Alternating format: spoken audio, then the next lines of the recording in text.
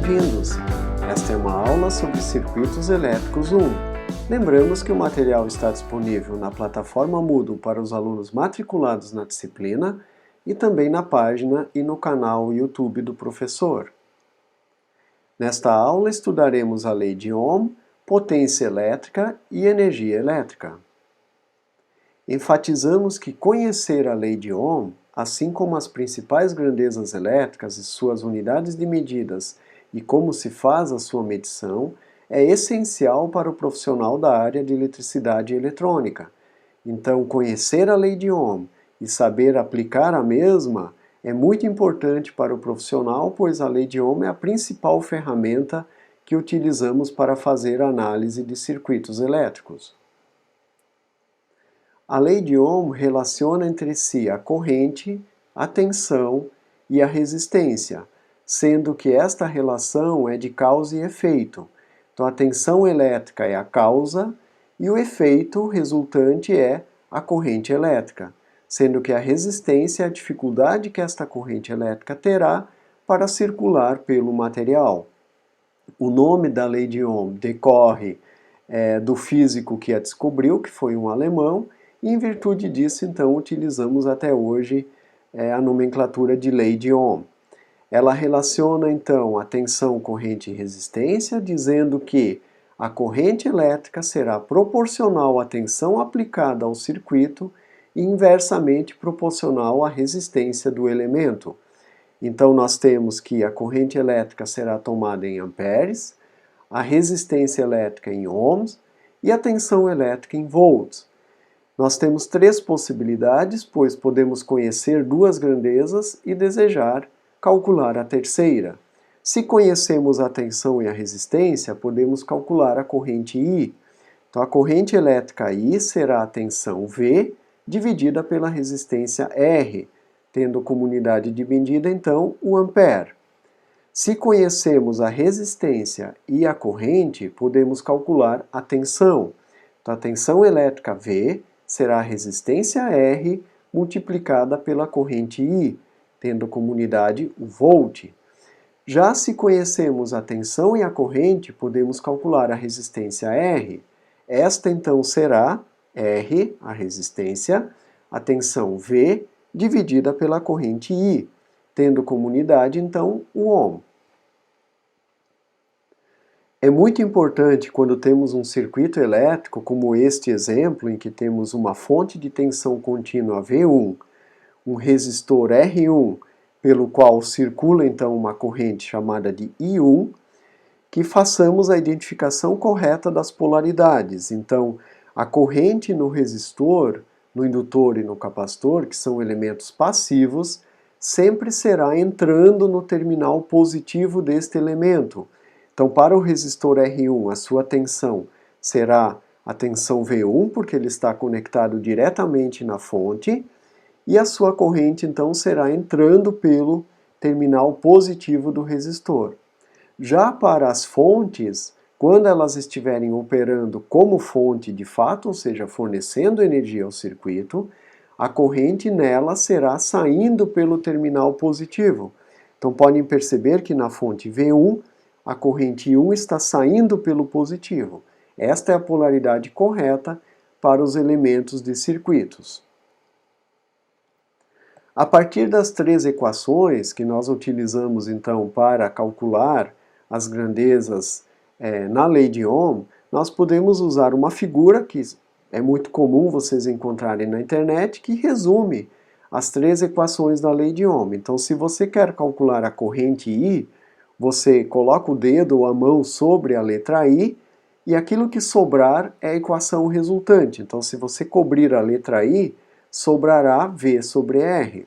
Se você cobrir a letra R, restará V sobre I.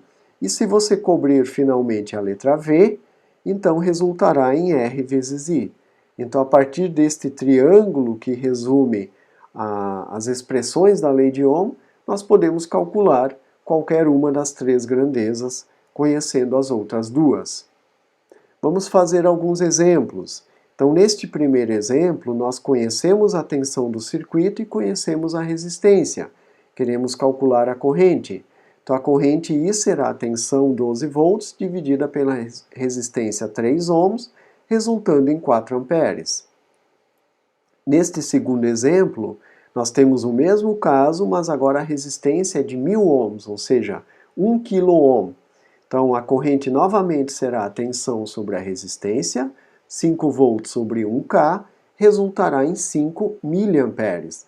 Então a diferença agora é que a resistência é mais alta, muito mais alta, e portanto a corrente é muito menor, ou seja, da ordem de miliamperes. O terceiro exemplo, nós temos então, conhecemos a resistência e conhecemos a corrente e queremos calcular a tensão. Então V será R vezes I, ou seja, a resistência de 100 ohms, que multiplica a corrente de 1,5 amperes, resultando em uma tensão de 150 volts. Por sua vez, o exemplo 4, nós temos agora um resistor de 1 kΩ, ou de 1000 ohms, pelo qual circula uma corrente de 10 miliamperes, e pergunta-se qual é a tensão no resistor. Então a tensão será a resistência vezes a corrente, então 1K vezes 10 mili resultam em 10 volts.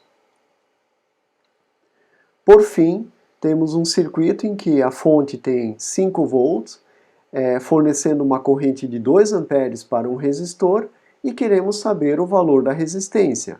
Então a resistência R será V sobre I, 5 volts sobre 2 ohms, resultando em 2,5 ohms. E o último exemplo, então, quando temos uma fonte de 9 volts fornecendo uma corrente de 3 miliamperes, qual é a resistência que está drenando essa corrente? Essa resistência será V sobre I, então 9 volts sobre 3 miliamperes, resulta em uma resistência alta de 3.000 ohms, ou de 3 kΩ. Quando em laboratório aplicarmos a lei de Ohm sobre um elemento, nós podemos usar a forma gráfica para visualizar o que está acontecendo. Então, se nós medimos diversas tensões e diversas correntes no mesmo elemento, nós podemos plotar isso na forma de um gráfico e vamos ter então a relação entre a corrente e a tensão na forma gráfica. Neste caso teremos uma reta, pois os valores são sempre proporcionais e retilíneos, aumentam proporcionalmente, o que significa que a resistência é fixa e tem um valor de 100 ohms.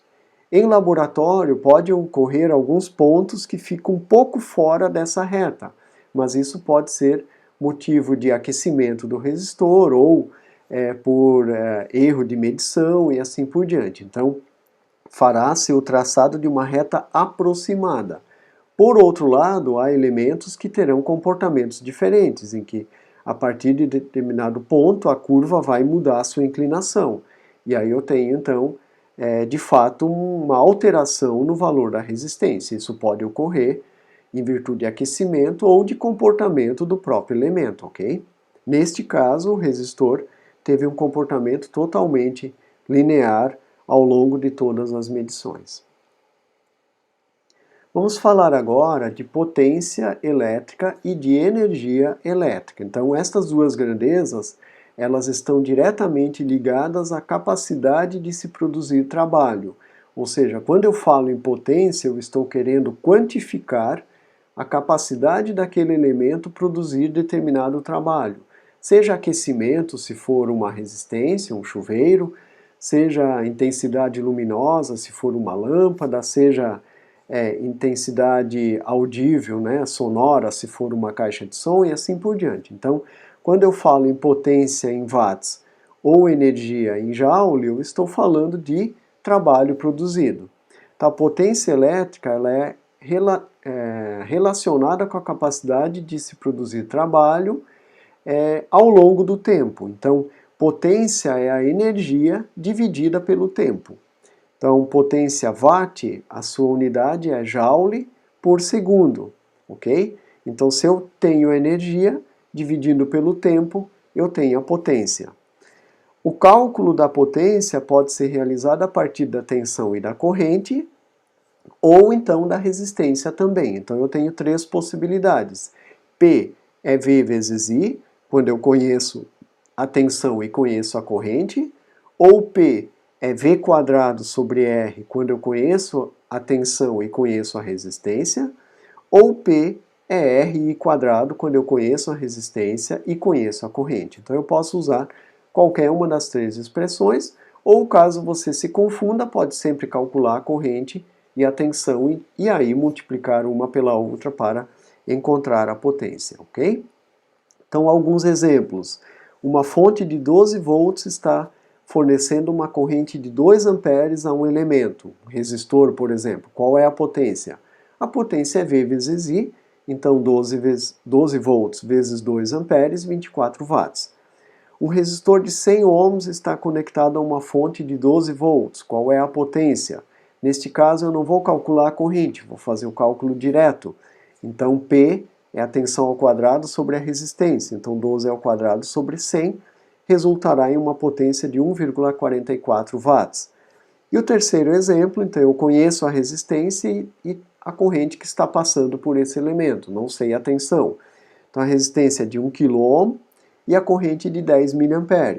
Qual é a potência? A potência é R I quadrado, a resistência vezes a corrente ao quadrado. Então 1K vezes 10 mA ao quadrado resultam em 100 mW, ou seja, 0,1 watt. Por fim, a energia é a potência ao longo do tempo. Então, o elemento conectado na rede de energia pelo qual está circulando uma corrente, ele vai ter uma potência elétrica, e essa potência elétrica acumulada ao longo do tempo, de 1 segundo, 2 segundos, 3 segundos e assim por diante, é que resulta então em um consumo de energia. É isso que de fato a concessionária cobra dos consumidores, é a energia consumida ao longo de um mês, ou seja, ao longo de 30 dias, ok? Então a potência ao longo do tempo é a energia. Então a energia W, não confundo com W de watt, esse W é de energia, é a potência P vezes o tempo T, sendo então a potência em watts e o tempo em segundos, ok? Então o W é P vezes T. Quando a energia é tomada em horas, então eu posso usar também a unidade watt-hora.